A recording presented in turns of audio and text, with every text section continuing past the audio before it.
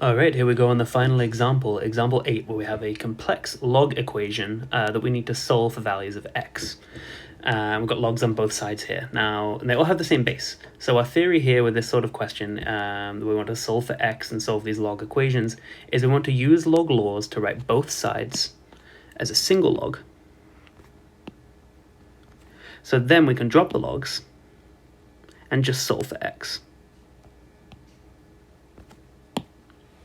Now the key here is our logs on both sides, and a single log on both sides can't have a coefficient in front. We have to get rid of the coefficients.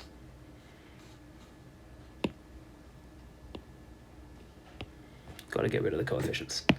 So we'll do that first. We can use our power of a log rule in reverse to move coefficients back up into the log as an exponent. So we're going to do that on our first one. This coefficient of a half can be moved up into the log and go as an exponent on the x to the power of 4.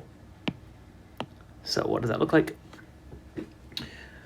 That will become log of, I'm going to need probably a bit more room than this actually. Zoom in a bit. Okay, so we're going to do the log of x to the 4, and now that's being raised to the power of 1 over 2. Subtract the log of 2x minus 1. And the right side we haven't changed yet.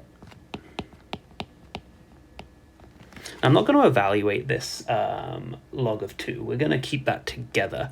We want to find an exact value of x, and if I evaluate log of 2, I'm going to get an inexact answer. So I'm going to leave that as log of 2 right now.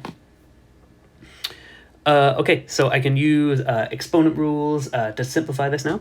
The log of x to the power of 4 to the power of a half, and multiply those exponents, and I get the log of x squared, and the rest hasn't changed. In fact, so I'll just duplicate that. Okay, the rest hasn't changed.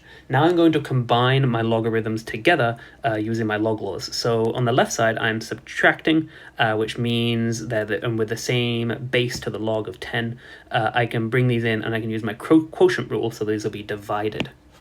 What's inside the log will be divided. So I'll have the log of x squared over 2x minus 1. And on the right side, I'm adding these logs. I'm adding x squared and 2. In that case, that means I can multiply.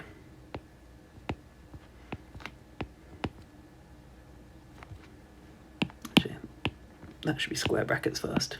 So that's the log of x squared multiplied by 2. And let's make that really simple. Well, actually now, I've got a log on the left and I've got a log on the right. So we're saying what's inside the brackets is equivalent, so we can drop the logs. So now I'm going to have x squared over 2x minus 1 equals 2x squared. I'm going to multiply. Now I just need to do some algebra to solve. So I'm going to multiply both sides by 2x minus 1.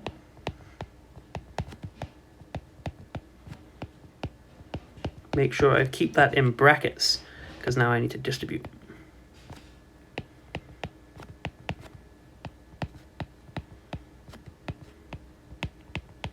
So I expand those brackets and I get 4x cubed minus 3x squared. And I'm also now going to bring over, so I want to get this into a factorable condition so I can solve for x. So I'm going to move my x squared to the other side.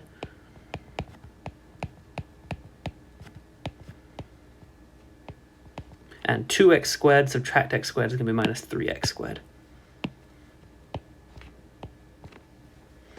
And now I want to factor this. So the common factor between 4x cubed and x squared is going to be x squared.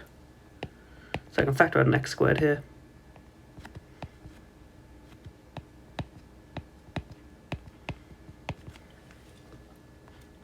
And now I'm ready to solve. So my factors, my values for x here, they're going to solve this equation.